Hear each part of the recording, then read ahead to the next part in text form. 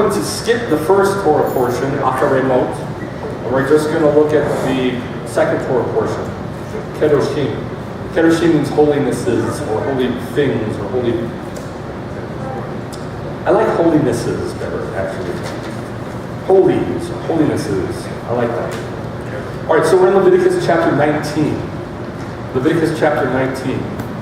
And this is another one of those passages that most people love to skip. But, like we saw, but let me say it this way. In Judaism, kids start reading the Torah when they're 6. Or is it 4? It's either 4 or 6, I always forget. And the way they start is with the book of Leviticus, believe it or not. Did you know that? They start with their alphabet, they learn their alphabet, and then they start reading the Torah in Leviticus at the age of 6. Think about that. And most people who are Christians avoid the book of Leviticus because they think it's just ceremonial laws. And it is not just ceremonial laws. This is a book of the Spirit, and God wants us to know about all things spiritual. And so there's thousands, actually uncounted pictures of heaven and spiritual things, and heavenly things in Leviticus too. Let's go to Leviticus 19 verse 1. The Lord spoke to Moshe saying, "Speak to all the congregation of the sons of Israel." There's only 2 passages in the whole Torah that start like that, where Moses is told to speak to Kol HaKehilah B'nai Yisrael, all the congregation of the children of Israel. They don't usually say that. They usually say, and God spoke to Moses, speak to the children of Israel, B'nai Yisrael. But there's only one other where it says, where God says, Moses, go speak to all the congregation of the children of Israel. Do you know what it's about? That passage? No guesses? I don't remember. It's Exodus 12, where God gives the instructions about Passover. Oh. It's the only other time where Moses is told to gather and speak to all the congregation of Israel. And here's where he says it again. He says, "Be holy as I am holy, the Lord your God." Be holy as I am holy, the Lord your God. Now he wants all of Israel to hear these words, apparently, because he says, gather them all and tell them all this. And it says in Hebrew, Alechem kedushim tihiyu ki kadosh ani Adonai Elohechem. Alechem kedushim. You, plural, holy ones. Kedushim, be holy things, or holy ones, or holinesses, plural. Tihiyu, all of you. Ki kadosh, for holy, ani Adonai Elohechem. I am the Lord your God. Now they translate it, be holy as I am holy, but that is really not what it says. It says, tell all of them, holy ones to all of you, for holy I am the Lord your God. Holy I am the Lord your God. Now you can translate it, and it doesn't really mess the passage up too much. Be holy because I'm holy, the Lord your God. You can do that. But there's a lot more here. A lot more here. And here's why we have to talk about this. Because we don't know what holiness is. Americans don't know what holiness is. Well, let me back up. The whole world doesn't know what holiness is.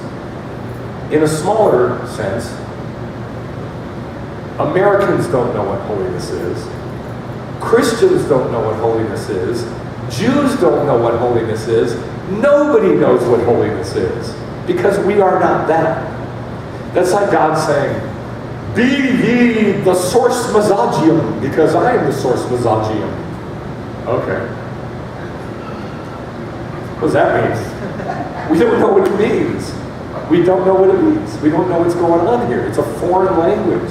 It's a foreign tongue. Now there's a whole lot of words that you can take out of this word holy. What are you doing here? What's going on here?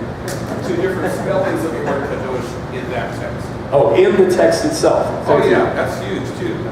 Well, there's 2 different spellings of the word kadosh. But this is what I was talking about. There's a lot of different ways to say holy, a lot of different words in Hebrew that come from holy or are spelled as holy.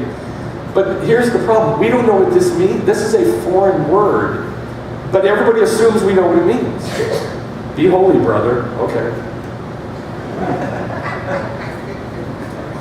Right? I don't know what that means. I don't know what that means. I'm a believer 38 years, and I think I started figuring out what holiness was about 20 years ago, and it has taken 18 years. The last 18 years I've been working on figuring out what it means. Here's the best thing I can say about it. So if you leave after this, you can leave. This is the best thing and simplest thing I can say about it. We can be holy once in a great while, sporadically, when we're doing Jewish stuff. That's it. That's what holiness is. And that's the only thing holiness is. So if you want to hang around and have me prove this, I can do that. But this is, to the best of my knowledge, to the best of my ability, this is what I found. I was in line, well actually all the kids lined up at my door in middle school before every class, and they're all lined up, and there's these girls there. And this one girl, I'm standing here, and she goes like this.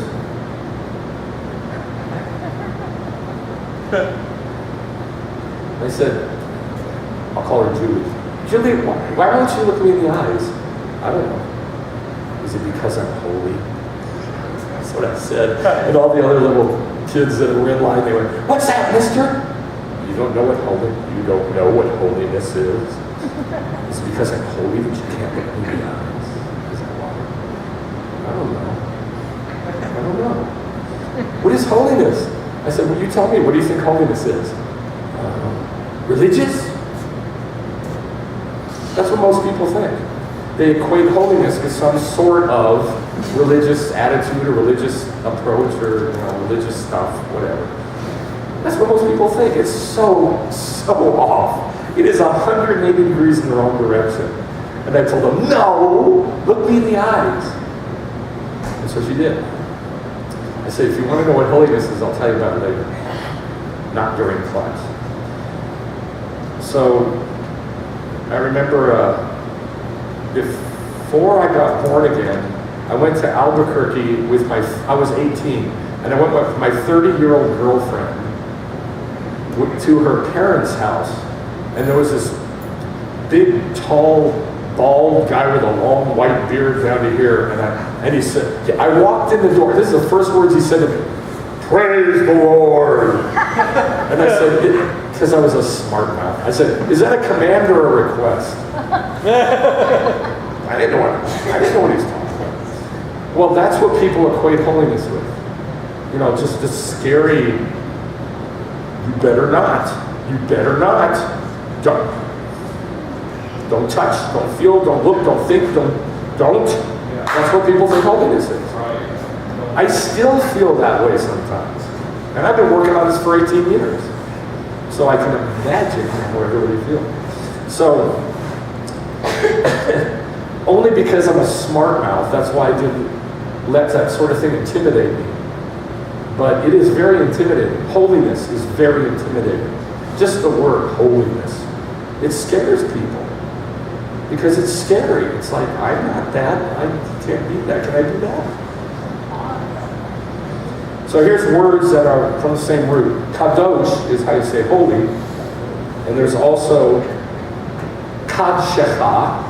Kadshecha. Say kadshecha. That means your holiness or your holy thing. Kadshecha. Mikdash. You know what mikdash is? Right, the sanctuary. It's from holy. The word ma, the prefix ma or mem, means from. So, mikdash, sanctuary, means from holy. That's all it means. From holy. And kedushim, like we talked about, holy things or holinesses. Kadosh, just kadosh, which means a holy place. Just kadosh with a vav. The second one. Not the first one, the second one with the vav. That means that could be holy place. And there are holy things in the Bible. There are holy places. There are holy people. There are holy items. There are holy places. There are holy gatherings. There are holy states of being. So let's look at some of the holy things. Well, first, name for me some holy things in the Bible. The temple. Temple. Oh, the Ark of the Covenant. Ark of the Covenant. Pretty much everything in the temple. Everything in the temple. The Mount Sinai. Mount Sinai. Levites. Levites. Torah. Or priests and Levites. Hala. Torah. Yes. Yes. Not challah, but the bread offering, which is a mincha. Yes. The Messiah. The Messiah. No. Ruach. Hold on. The Messiah is only called your holy Messiah one time in the book of Acts. Nowhere else in the Bible. Isn't that weird? That is weird. So, you're right, except for it never says that phrase in the Old Testament. It says all kinds of other stuff that really means that. So, of course, Messiah is holy. But I'm talking about holy things that are listed as holy things. All right, so we got a bunch of them. Let's go to Exodus 28.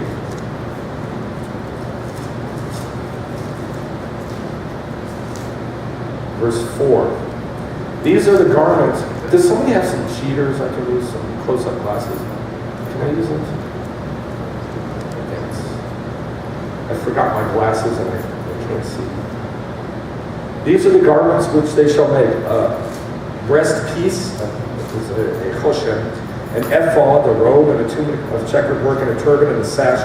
They shall make holy garments. Beged kadosh. Holy garments.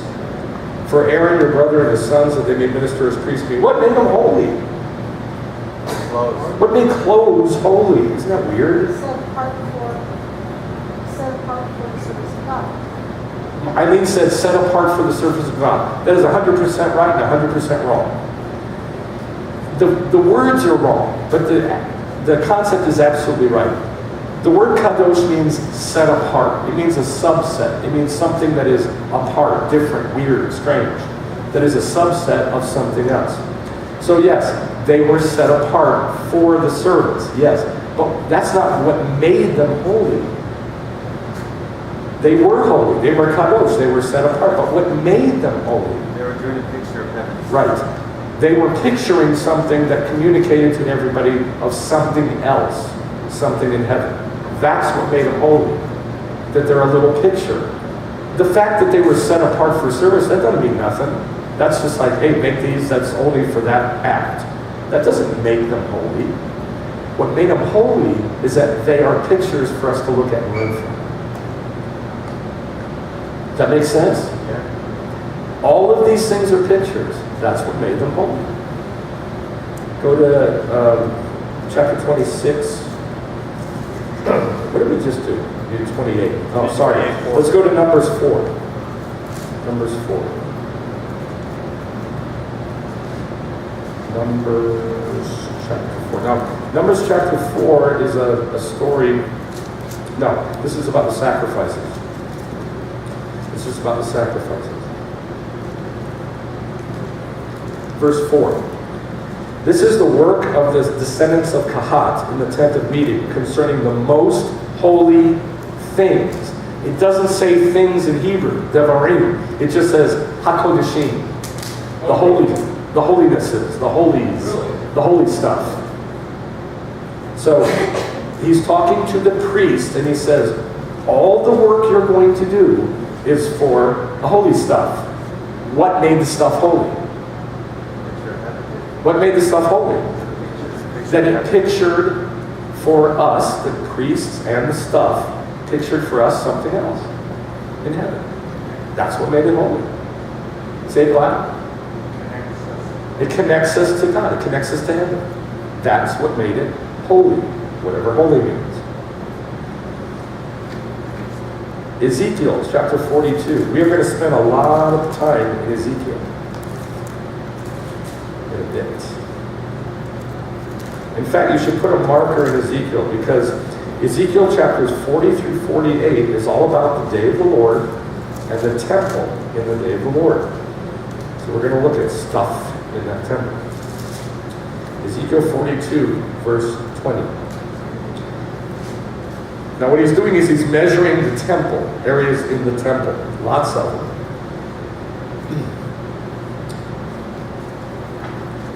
He measured it on the four sides. It had a wall all around, the length 500, the width 500, to divide between the holy and the profane. The holy and the whatever else is not holy. We say profane, but I mean, that's like nowadays, like a Christian saying, do not use profane words. They mean cussing. So we have that in our mind that profane is something really filthy. It's not. It's just a separation wall between what is kadosh and what ain't. So everything that ain't kadosh. Yeah, everything that ain't. So, how big was that dividing wall? How big was the area? Sorry, the whole 500 by 500 cubit kadosh. A 500, that's 750 feet by 750 foot. Holy. Whatever. Holy area, holy place, holy whatever. So these are holy things. Let's go back to, let's look at some more holy things. Let's go back to Numbers. Now this is a story about Korach, the rebellion of Korach. He's a bad guy. And all the people that followed him, they basically wanted to be priests. They were not priests, and they said, you priests take too much on yourself. All of Israel is holy. All of Israel is holy. All of Israel is holy. Is that true or not? Is that true or not? Was that true or not? Yes, it was. Absolutely. God said, you are my holy people. All of you are my holy people. So Korach comes along and says, hey, remember what God said? He said we're a nation of priests. We're priests too. We're holy just like you. Why are you doing all that, Moses? You take too much on yourself. And so he started a rebellion. It sounded good, but he started a rebellion. And then verse 1, Korah, son of Ishar, son of Kahat. Now he is a priest. This guy, 16, sorry, number 16. He is a priest. This guy Korah is a priest. But all the people that followed him weren't. Son of Levi, with Datan and Aviram, sons of Eliav, and On, son of Pelet, sons of Reuben. They got up and they did something. They rose up before Moses and said this accusation that I just said. Let's skip down to verse 8. Then Moshe said to Korah, listen now, you sons of Levi. Is it not enough for you that God of Israel has separated? This is the word kadosh. He's sanctified, separated, kadoshed you from the rest of the congregation of Israel to bring you near to himself and do the service of the tabernacle of the Lord and to stand before the congregation and minister to them. It wasn't the service that was holy. It was the fact that the Levites were pictures of heaven doing stuff that is done in heaven with vessels that are pictures of stuff in heaven. That's what made it holy. And so now all these other guys are going, why can't we do it? This is a problem. It's a huge problem. Let's go to verse 20. The Lord spoke to Moses and Aaron saying, separate, kadosh yourselves. Kadosh yourselves away from these guys because I'm going to kill them. Separate yourselves from among this congregation so I can consume them instantly. They fell on their faces and they prayed and said, oh, please don't kill them all. So then let's go down to verse 27. They got back from around the dwellings of Korah, Datan and Aviram. And Datan and Aviram came out and stood at the doorway of their tents, along with their wives and their sons and their little ones. And Moshe said, this is how you're going to know that the Lord has sent me to do all this stuff. If these guys die a normal death, then I haven't spoken. But if a new bizarre thing happens and the earth opens up and swallows them, you know God is here. And that's what happened. Now after this happened, a plague broke out because these people had dared to say, why can't we do that stuff? We get to do it too, not just you. Because they weren't thinking that these things are pictures of heaven. They just wanted the power. And so a plague broke out. Now Aaron, the high priest, he's like, we got to do something. And he runs in and gets a fire pan. And he puts coals on it. It translates as a censer. It's a fire pan. And he runs out in the middle and he makes intercession for all these jerks that God wants to kill. He's doing a picture, right, of Messiah. Let's go to, got lost again, verse 35. Fire came forth from the Lord and consumed the 250 men who were offering the incense. So what happened was, because they saw Aaron offering incense, all these other jerks ran out and they got incense and said, we're going to do the same thing. And so God killed them. God just keeps killing because they want to do the thing without making it holy, which is a metaphor for something else. That's what holiness is. And so God kills them. Look at verse 35. Fire came forth from the Lord and consumed the 250 men who were offering the incense. Then the Lord spoke to Moshe, saying, tell Eleazar, the son of Aaron the priest, that he shall take up those fire pans out of the midst of the blaze, because those fire pans are what? Holy. Holy. Why? How come the people weren't holy, but the little pieces of metal were? Because they're a picture. And so God wants to preserve that picture, not only preserve it, but stick it on the side of the altar so nobody ever forgets what happened. Look at verse 38. As for the fire pans of these men who have sinned at the cost of their lives, let them be made into hammered sheets for a plating on the altar, because they presented them before the Lord. That's why they're holy. They presented these fire pans before the Lord. Well, they're a picture of heaven, so we don't want to get rid of that. Let's get rid of the jerks and keep the stuff, because the stuff is a picture to learn from. And they shall be for a, what does it say? What does it say? A sign, a reminder, a picture to the sons of Israel. That's why they were holy, because they were a sign. They're a picture. They're a reminder. They're a metaphor. Now I have to talk about black people.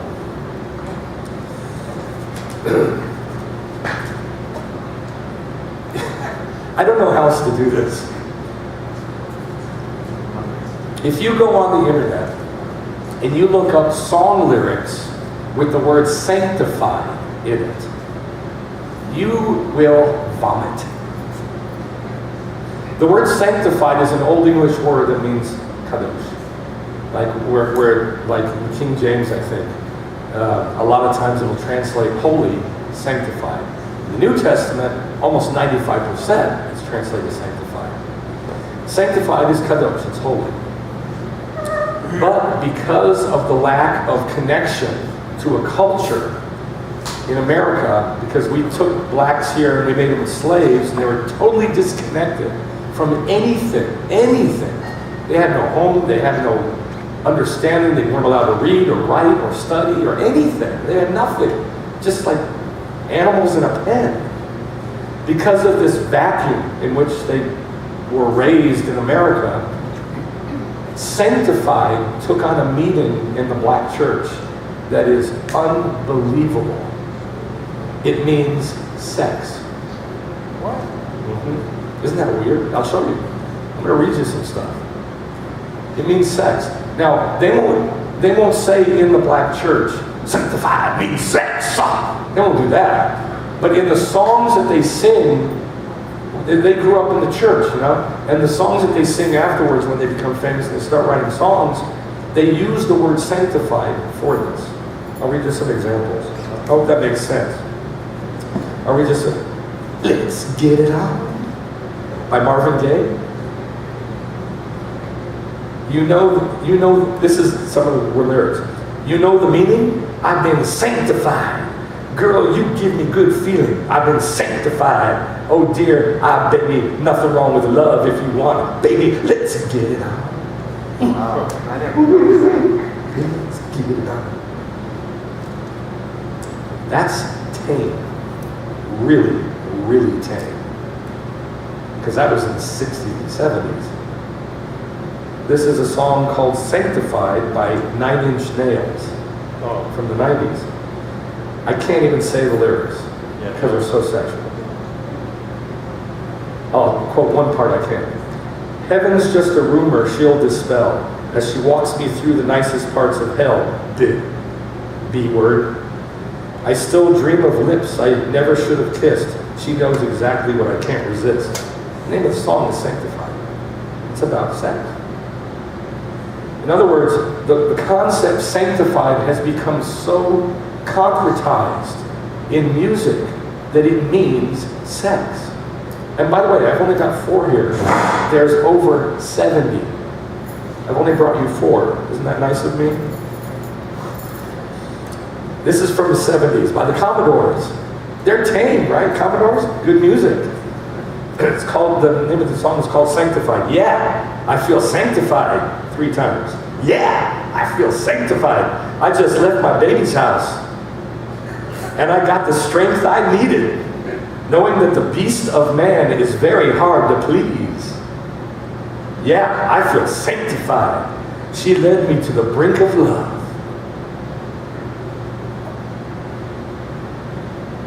That's tame. Here's one by a guy named Joe. He just calls himself Joe. This is from year 1998 to like present day. It's called Sanctified Girl.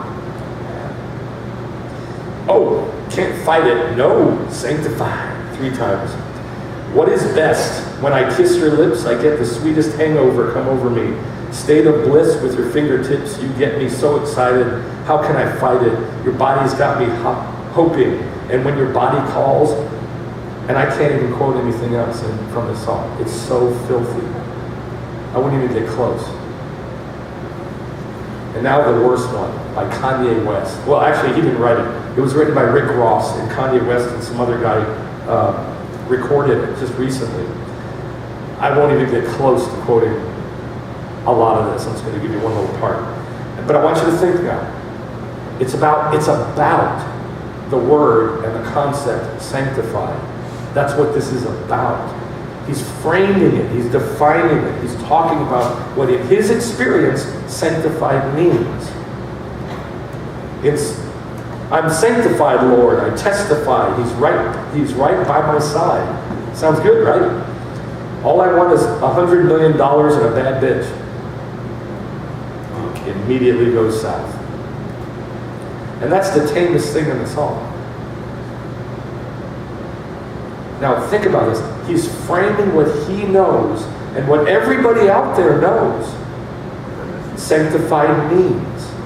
It's a concept that has meaning to them. When I ask these kids who are lined up at my door, what does holy mean? That's why they don't know. Because the whole world now basically thinks sanctified is a phrase that is talking about physical feeling, physical pleasure. Pass me 30 bottles of champagne procession. That's the holy water. Sanctified refreshments. That's about all I can quote from that song. It's just unbelievable. And I'm not saying to judge these guys. This is their life. This is their reality. It's just how it is. And if you think that it's not, your eyes are closed. This is why we don't know what holiness means, because we live in a world where nobody knows what holiness means. And you can't judge people for not knowing.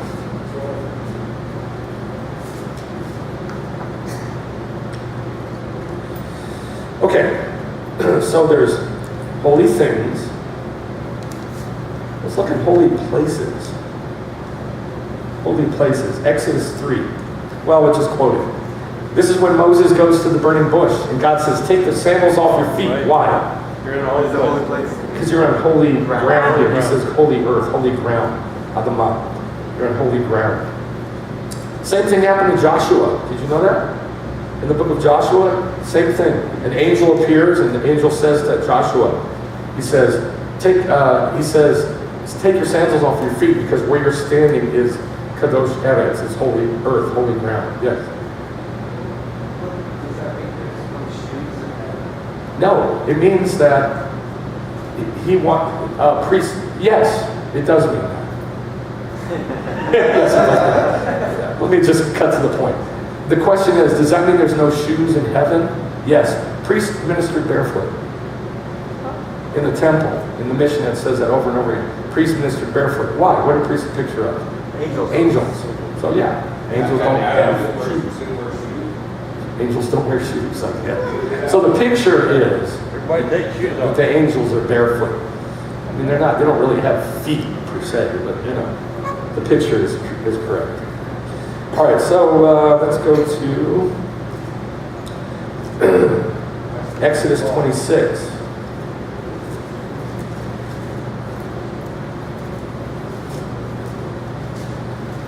My grandma used to say that holy was untouched. Yeah, that's a lot of people see that. Holiness means untouched, and it doesn't. It absolutely is not. It means it's a metaphor for something else. That's all. Well, yeah, because I want to show you more. I want to show you more. I'm going to prove my point as best I can. All right, Exodus, what are we looking for? Holy places. Exodus 26, verse 33. Oh, there is no 26, 33. No, yeah. 27. 26, 33. And you shall hang up the veil under the clasps, and shall bring in the ark of the testimony, or the preaching, or the telling, there within the veil. And the veil shall serve to you as a partition, a wall, between the holy place, ha-kadosh, is all it says, ha-kadosh, and the kodesh, ha-kodeshim. The holy place, or just the holy, and the holy of holies. So it's like, you got holy stuff that's a picture of what's in heaven, and then you have the most holy. So what does that mean? If everything holy is a picture of something in heaven, how can there be a really, really holy? What does that mean? God. It's a picture of God. All it means is this: it's like a telescope. You have the outer ring that's holy, the inner ring that's holy, inner ring that's holy, and then the bullseye that is really, really the picture. It is the picture of pictures, basically.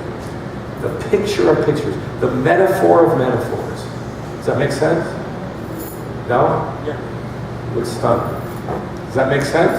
Yeah. All of the stuff is holy, but that thing in the middle, that bullseye, is the most metaphor. It's the clearest, most definable metaphor. I think Yes. this is a good time to add that. The spellings. I don't know what you want. Well, the most holy thing No, would you be. can't do it from there. I don't know what you want. This is being taped. Do you want to do it? Sure. Okay, come do it. Go, brother. Bring it over here so we can see it. You can do it.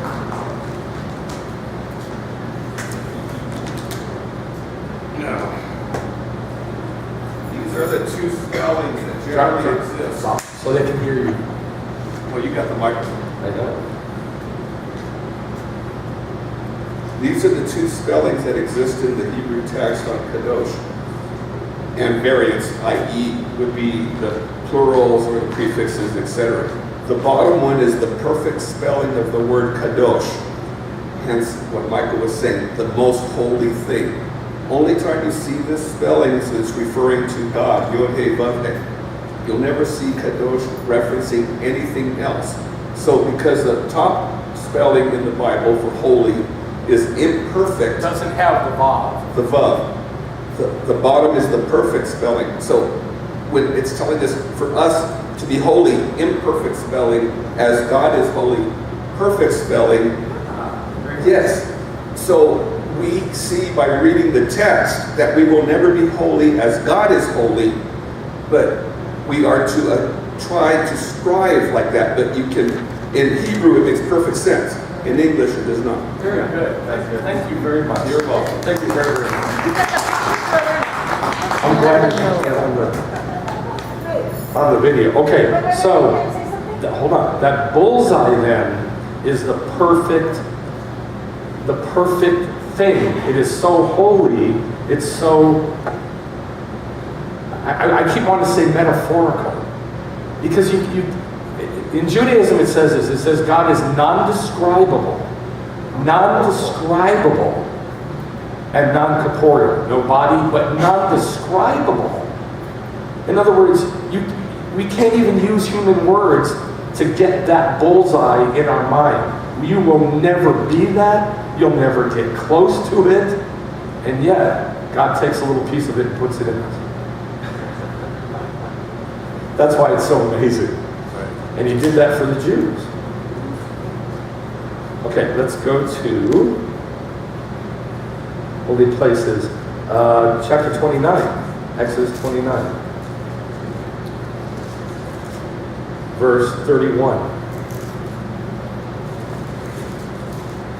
You shall take the ram of ordination and boil its flesh in a holy place. So in the tabernacle and then later in the temple, there were places that were holy. Why were they holy? Picture of heaven. Because they're a picture of what's in heaven. And the boiling of the sacrifice took place in those specific places because that's what takes place in heaven.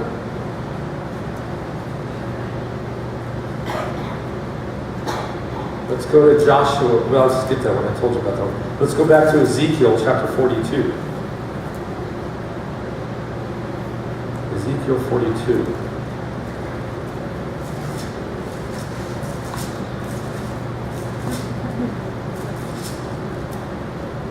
One of the huge differences between Judaism and Christianity is this phrase I just said, that in Judaism we're told that God is non-describable.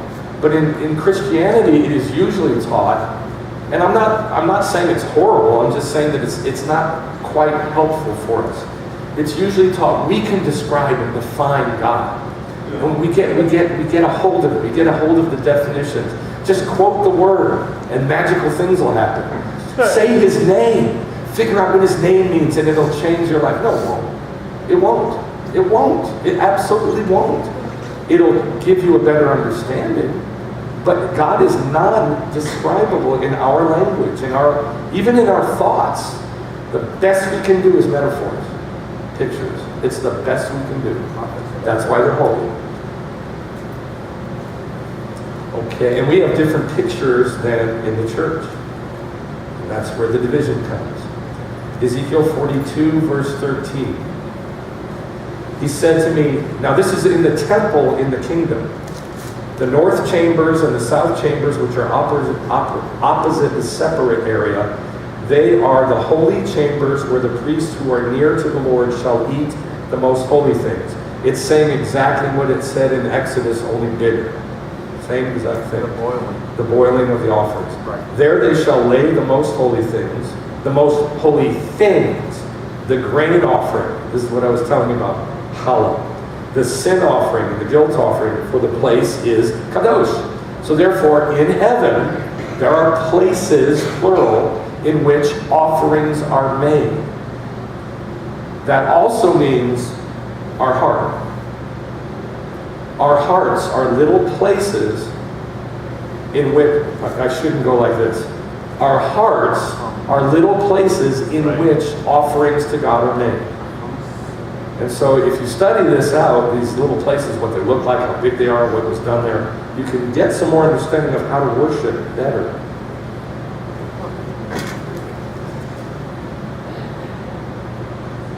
Look at chapter 43, verse 12. This is the Torah of the house. Its entire area on the top of the mountain all around shall be kadosh. Gadol, I think it says. It says most holy, but I don't know what it says in Hebrew. I didn't check it. This is the Torah of the house. In other words, that's a bullseye. All around is holy, and then it gets tighter and tighter and tighter, and then it's like really holy in the center. What verse was that? That was 43:12. Now go to 45:2. Ezekiel 45:2. Out of this there shall be I have to read one. When you divide the land by lots, this is talking about dividing the land up in the kingdom. Verse 2, out of this there shall be for the holy place a square round about 500 by 500, and 50 cubits for its open space round about. In other words, there's a space before you get to the holy thing. In other words, a separation. Now, your mom told you that holy meant what? Untouched. Untouched. This is the same concept, separated. Kodesh or kadosh means separate. In its literal sense, it just means separate.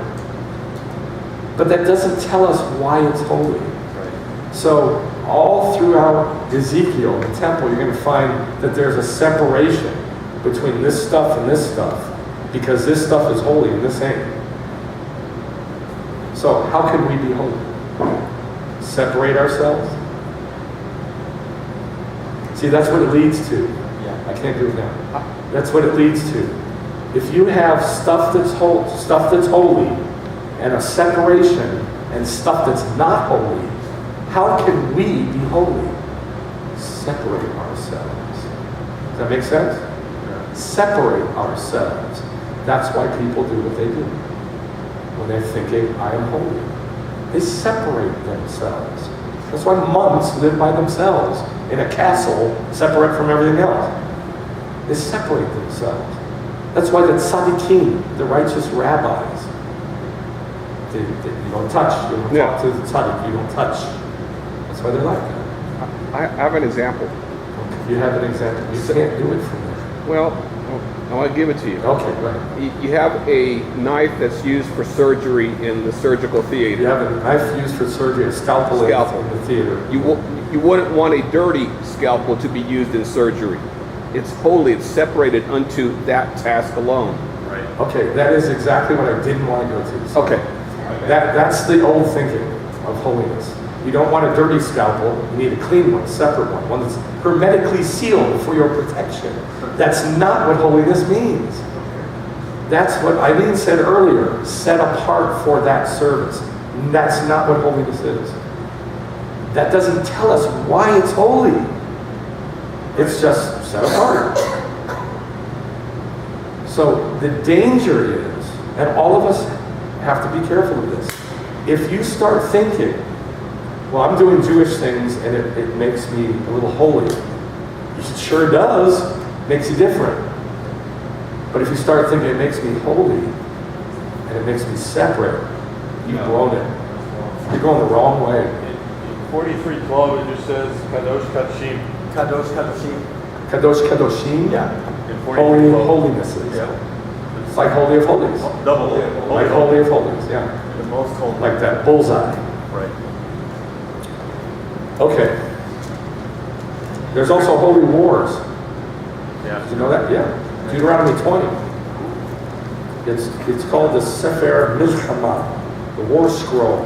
Deuteronomy 20. It's all the different torot, the instructions for how Jews are supposed to wage war. The only holy war is a war that is holy. What makes things holy? It's a picture of heaven. Picture of heaven. That means there's war in heaven, That's so cool. right? Yeah. That's awesome. That'll blow some minds. Yeah. I love that. You can read it yourself. And basically what it does, it says, don't do this, don't do that, don't choose those people, don't choose those people. Let them come away from that, let them separate from that, let them separate from Don't that. take those things. And it's all about separating and narrowing down, paring down things, so that the war that is waged is a picture of God waging war. Not a bunch of guys who want land. God waging war. Wow. God wages war, so do angels. Okay? And God's name is holy. God's name is holy. I don't know want to quote a bunch of verses, I'm sure you know some, right? Yeah, the one on the turban, on the. Yeah, well, the tzitz, the golden plate that the high priest wore had God's name, and that was called kadosh, holy. It said kadosh la'adonai, holiness to the Lord, but that's not what I'm saying. I'm saying, do you know verses that say God's name is holy? Exodus 3:15. Yes, Exodus 3 says that God's name is holy. There's a whole bunch in the Psalms. God's name is holy. Your holy name. We exalt your holy name. We praise your holy name. Lift up holy hands to God's holy name. His holy name in the sanctuary. The priests sing to his holy name, etc. Lots of them. What does that mean? How could his name be holy? What does holiness mean? His name's a picture of something. What does holiness mean? No. A picture of. Heaven. So how can his name be holy? A picture of heaven. How can his name be a picture? How can his name be a picture of something in heaven? The picture of heaven. You got lost. All right. Remember I told you that in the church they say, learn God's names and it'll do, it's like saying that, I don't want to say it like this, but I have to. Saying like a magical formula. You can get things accomplished and done, and it'll change your life, and wonderful things will happen. If you simply quote his names, plural. His names are magnificent. And it just stays here on the earth.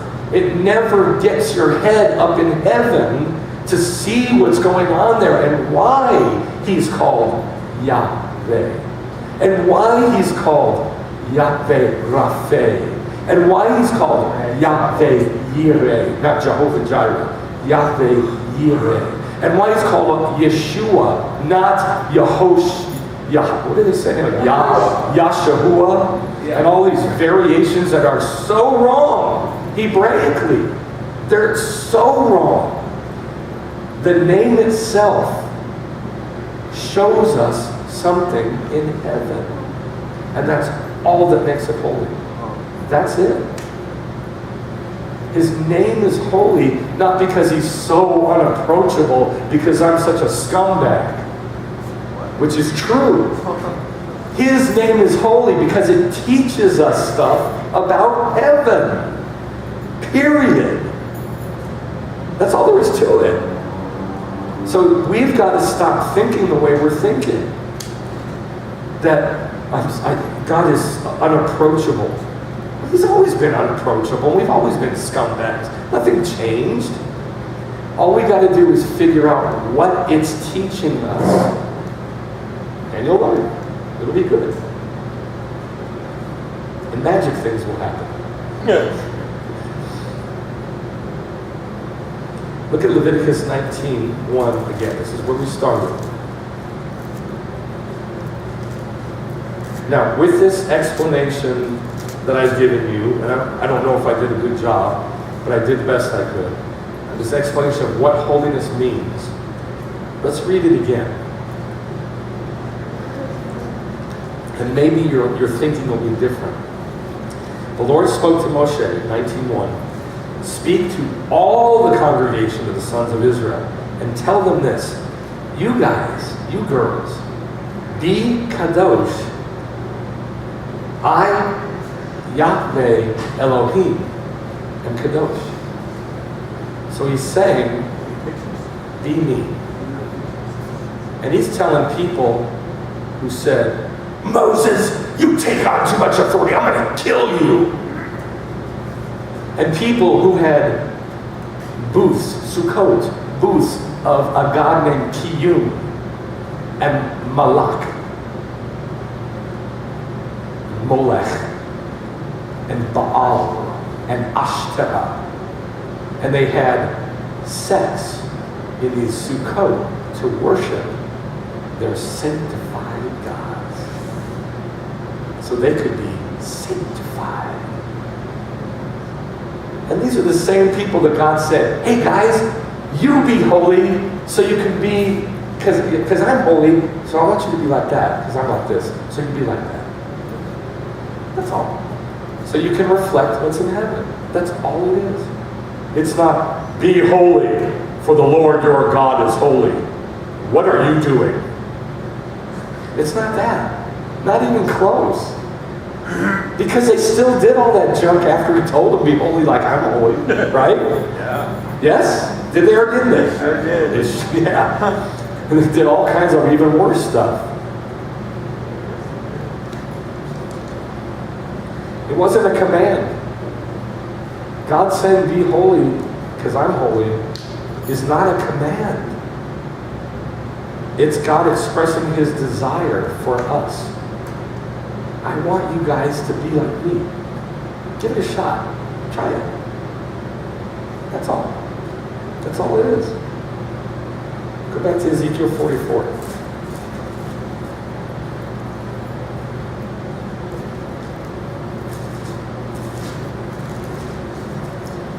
I've been working on this for a long time. 18 years. And you know what? Those first 10 years of being a believer, I didn't have a clue about any of this. And I was already studying pictures. But I didn't relate it to the word holiness. Because I was too scared to. Because that guy said to me, "Praise the Lord." Okay. Because that's what I thought God was like. Because that's what everybody thinks God is like. 44:23.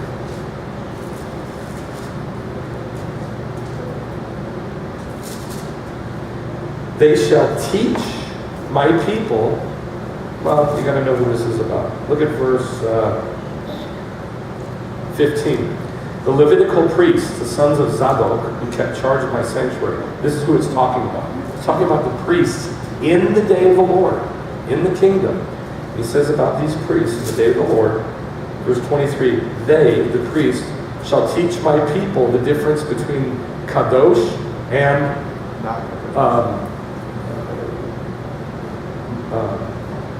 chol. The word is chol.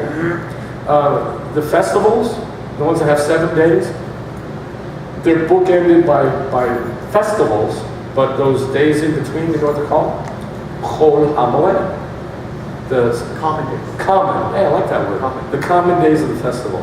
Some translate it secular, some call it not holy. But it's just like in Ezekiel, you have the common place and the Mhm. holy place. And that's what he's saying. He's saying, I want the priest to teach between kadosh and holy. Common, normal. That's good. Yeah. It takes the sting away, doesn't it? What verse are we in? 23. Oh, okay. They shall teach my people the difference between kadosh and chol, and cause them to discern between the unclean and the clean. What's clean? No. What's clean? What's clean? Set apart. Yeah, but what is clean? What things are clean? Kosher? What's okay? Why? What he said. Because they're a picture. What did he Because say? they're clean to us. Oh, he said- Remember all things, kosher laws, etc. God says, this is unclean to you. It's not unclean. It's unclean to us. So the priests come on and say, hey, you're making that clean to you? Good. All the other stuff that's cold, make that clean to you. Now learn from it. This is what it teaches. It teaches, and then you start looking for the metaphors. It's not, don't touch that. It's a pig. It's unclean. You're supposed to be doing Judaism. What are you doing? Eating bread on Passover. It's not that. It's that it's unclean to you. Why is it unclean to you? Because a pig is a picture of something, and chametz, leaven, is a picture of something, and a penguin is a picture of something, and an ossifrash, and an owl, and a cormorant, and a lizard, and a gecko, and a rat is a picture of something. Even the liver. So teach the difference between the clean to us and the unclean to us. Does that make sense? It's not teach the difference between how to stay holy and how to be defiled by the world. It's not that. I can't tell if I'm getting my point across. I wish I could, but I just can't tell. When we sing holy to the Lord, are we doing it in reverence to Him, or are we saying it wrong? Probably saying it wrong. When we sing holy to the Lord, we're probably doing it wrong. Because the concept isn't straight in our mind. That's okay. Everything we sing is probably wrong anyway, until we figure out what we're singing. That's all right. It's just like anything else. When you sing scripture, do you really know what you're singing? Not really. The Lord, Yerushalayim Me'olah, Jerusalem, she's our mother. You really understand that? No. We sing it. I don't know what the heck that means. We're getting it. You know, we start getting little bits and pieces. So just do the best you can. Glimpse. Just get a glimpse, yeah. I know this, that thing you said He put in us, it knows. Yeah. The thing that you said He put in us, it knows. Yes. Wait. That little bit of holiness that He put into us, Yeah. it does know. It knows. It does. And once in a while you can connect to it. That's good. Once in a while you can connect to it. You feel it. And yeah, that's holy. Absolutely, that's holy. That wasn't his question though. But if you He said, are we doing it wrong? If you never open your mouth and you never say the words and you never lift your hands, Yeah. you will never know that. That's right. If you never lift your hands, you never say the words, you'll never get that little feeling. Never do the picture. You'll never get that connection. You'll never get the understanding that it'll bring to you. Doug said you'll never do the picture. You'll never do the picture. You'll never get the understanding.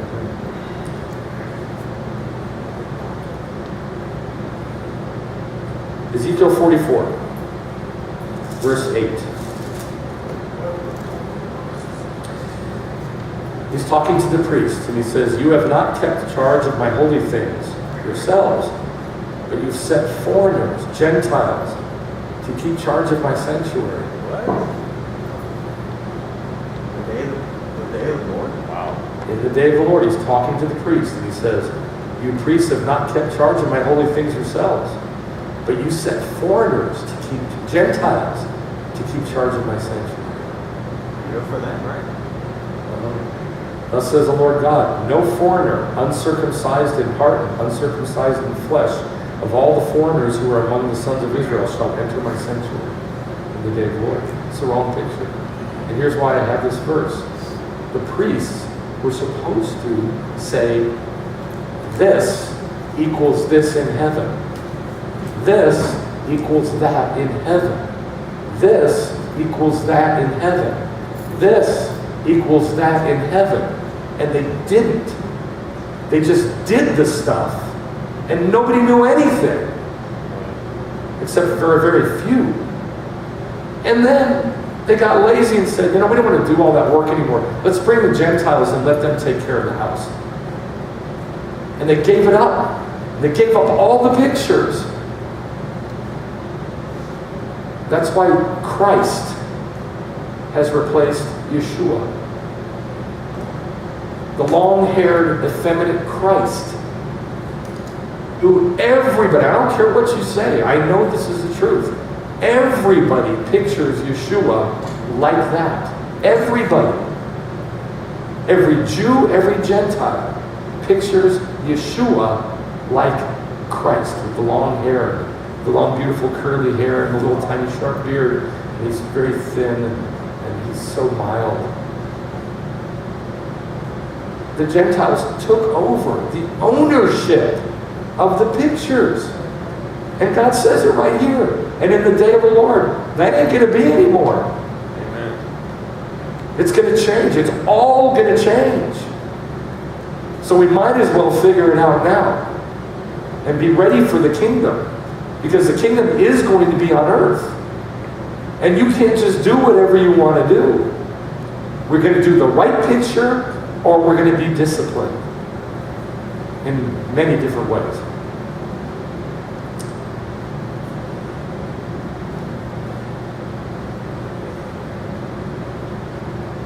Two of the major things that the Gentiles took over and co-opted. Co-opted means take for themselves, and changed the meanings of, were Yeshua as into Christ, and holy into sanctified. Sanctified. Sanctified. They're both wrong. Holiness is, nobody knows what it means anymore because of this. But I think we need to take it back. I think we need to take it back. I think we need to take back the image of Yeshua and spread Yeshua as a Jew everywhere in as many pictures of it as we can make. And I think we need to spread the idea of holiness, what it really is, pictures of things in heaven, to everybody we talk to. And get it back to the Jews who it belongs to in the first place. It belongs to us. And we gave it up, and we want it back. I want the idea of holiness brought back, and I want the idea of Yeshua as a Jew brought back. Not just in words. Oh, I believe Yeshua is a Jew. No, you don't. I mean in images. I mean in pictures. I mean in physical images on your wall. I mean in drawings and paintings and sculptures of Jews. And people walk in and go, wow, that's a very Jewish looking person. That's Yeshua. No, it's not. Yes, it is. When we get to that point, then we're on the right track. And that's what I advocate. That's what I think we need to do. And that's what I want to see happen. Go to Psalm 82. No, don't go to it. It says this. God says to Israel, you are gods. You are gods. Did I not tell you, you are gods? Because the Torah came to you. You are gods. Ata Elohim. You are gods. That's what it says. And then in John chapter 10, Yeshua quoted this to argue with the Jews who had lost the concept of holiness, and he wants to get it back to them. And he wants to tell them, you don't understand what's going on. You're a little God. You're a picture of God. You are supposed to reflect God. He is holy, so you're supposed to be holy. Not holy, but holy like Him. You're God. You're a little piece of God. John 10, 34. 33. The Judeans, the Jews answered him, look, we're not going to stone you because you did a miracle. We're going to stone you because you're blaspheming. And because you're just a man, you make yourself out to be God. Yeshua said, hey, isn't it written in the Torah, your gods? Doesn't it say that in the Torah? Your gods? Because the Torah came to you. Do that stuff. Do the Jewish stuff so you can reflect that. Let's pray. That's a weird ending. That's where I want to end. Lord, thank you that you have made us, you've broken off a little piece of you and stuck it inside of us. And you let us get to feel that once in a while. And you let us get to see that once in a while. And when we do Jewish things, we get to reflect heaven. Show us what these things mean, Abba. Show your body. Show the Messianic Jews first what these things mean. Because we are the priests. And we've given up your ways, and I ask that you would add it back to the Messianic Jews first, and then to the rest of your body. And we take back the possession of the image of Yeshua and what holiness means as pictures of heaven. Thank you, Abba, that you, Ata Kadosh, Ata Kadosh, you are holy, and you share a little bit of that Kadosh with us. Thank you, Abba.